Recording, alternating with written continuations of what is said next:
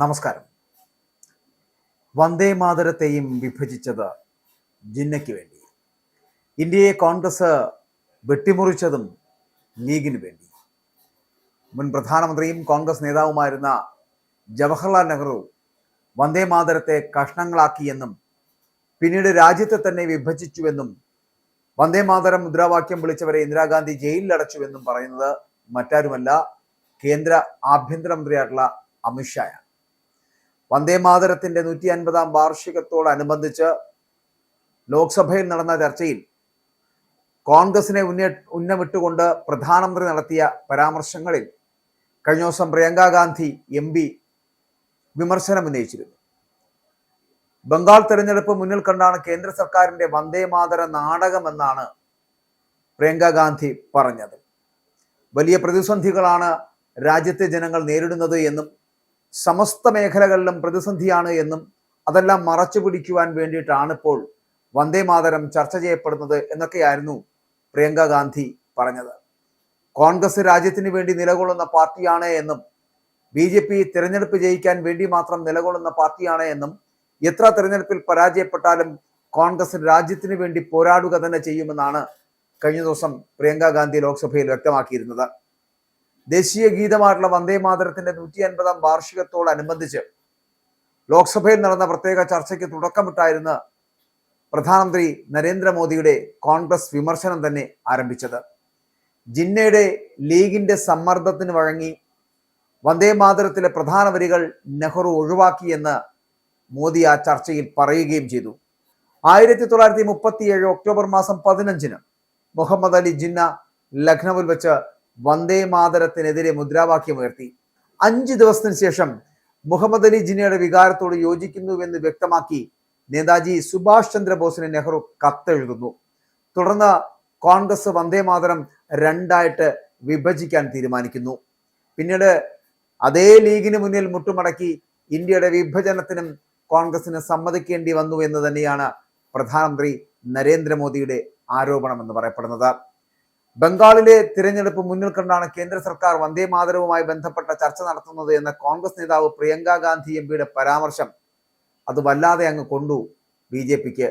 അതിനെതിരെ വളരെ കൃത്യമായിട്ടുള്ള മറുപടിയുമായിട്ട് അമിത്ഷാ എത്തി. വന്ദേ മാതരം ബംഗാളിൽ മാത്രം ഒതുങ്ങുന്ന ഒന്നല്ല, അതുമായി ബന്ധപ്പെട്ട ചർച്ചകൾ യുവതലമുറയെ പ്രചോദിപ്പിക്കുന്നതാണ് എന്നാണ് അമിത്ഷാ പറഞ്ഞത്.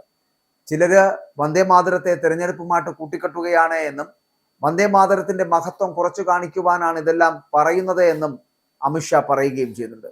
അപ്പോൾ വന്ദേ മാതരത്തിന്റെ സ്രഷ്ടാവായിട്ടുള്ള ബങ്കിം ചന്ദ്ര ചാറ്റർജി ജനിച്ചത് ബംഗാളിലാണ്. എന്നാൽ വന്ദേ മാതരം എന്ന് പറയപ്പെടുന്നത് ബംഗാളിൽ മാത്രം ഒതുങ്ങുന്ന ഒന്നല്ല, ഇന്ത്യയിൽ മുഴുവൻ അറിയപ്പെടുന്നതാണ്. പ്രതിപക്ഷത്തിന് വന്ദേ മാതരത്തിന്റെ മഹത്വം അറിയില്ല എന്നും ബംഗാൾ തിരഞ്ഞെടുപ്പ് ലക്ഷ്യം വെച്ച് എന്ന് പറഞ്ഞ് വന്ദേ മാതരത്തെ നിസ്സാരവൽക്കരിക്കുകയാണ് കോൺഗ്രസ് ചെയ്യുന്നത് എന്നും അമിത്ഷാ തുറന്നടിച്ചു. അപ്പോൾ ഈ ചർച്ചകളും മാത്രമല്ല ഈ തെരഞ്ഞെടുപ്പും ഒക്കെ തമ്മിൽ യാതൊരു തരത്തിലുള്ള ബന്ധവുമില്ല എന്ന് പറയുവാനും അമിത്ഷാ മറന്നില്ല.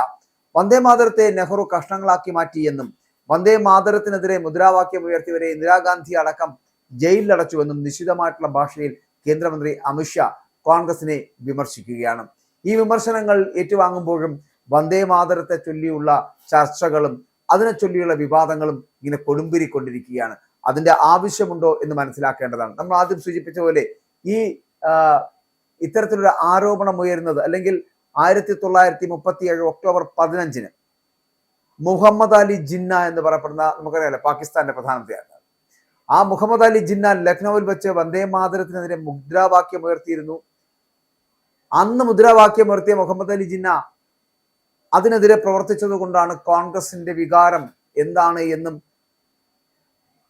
അത് നെഹ്റു തിരുത്തിയത് എന്ന് പറയേണ്ട സാഹചര്യം ഉണ്ടായത്. അന്ന് ജിന്നയുടെ വികാരത്തോട് യോജിക്കുന്നു എന്ന് വ്യക്തമാക്കിക്കൊണ്ട് നേതാജി സുഭാഷ് ചന്ദ്രബോസിന് നെഹ്റു ഒരു കത്തെഴുതി. എന്തുകൊണ്ടാ കത്തെഴുതി?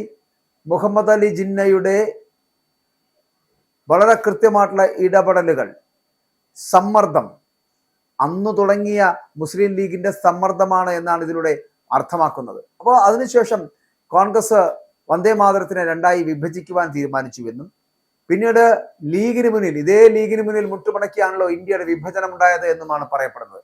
സത്യത്തിൽ കോൺഗ്രസിന് ഇതൊക്കെ സമ്മതിക്കേണ്ടി വന്നത് എന്തുകൊണ്ടാണ് എന്നെങ്കിലും ഇനി തുറന്നു പറയണം. ഇനിയിപ്പോൾ ഈ കാലഘട്ടം ചരിത്രമായി നമ്മുടെ മുൻപിൽ നിൽക്കുമ്പോൾ പാകിസ്ഥാൻ ഇന്ത്യ എന്ന് പറയപ്പെടുന്ന രണ്ട് കഷ്ണങ്ങളായി വിഭജിക്കപ്പെടുന്ന ഒരു തലത്തിലേക്ക് ഇന്ത്യയെ കൊണ്ടെത്തിച്ചതിന് പിന്നിൽ മുഹമ്മദ് അലി ജിന്നയുടെ അല്ലെങ്കിൽ ലീഗിന്റെ സമ്മർദ്ദം ഉണ്ടായിരുന്നു എന്ന്.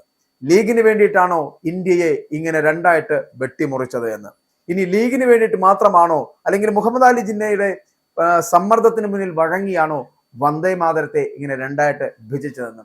ഒരാളുടെയും, അതായത് അത് മുസ്ലിം ലീഗ് ആവട്ടെ അല്ലെങ്കിൽ മുഹമ്മദ് അലി ജിന്ന ആവട്ടെ, ആരുമായിക്കൊള്ളട്ടെ, അവരുടെ സമ്മർദ്ദത്തിന് മുന്നിൽ വലിച്ചു കീറി ഒട്ടിക്കുവാനുള്ളതല്ല രാജ്യസ്നേഹം എന്ന് മറന്നു പോകരുത്.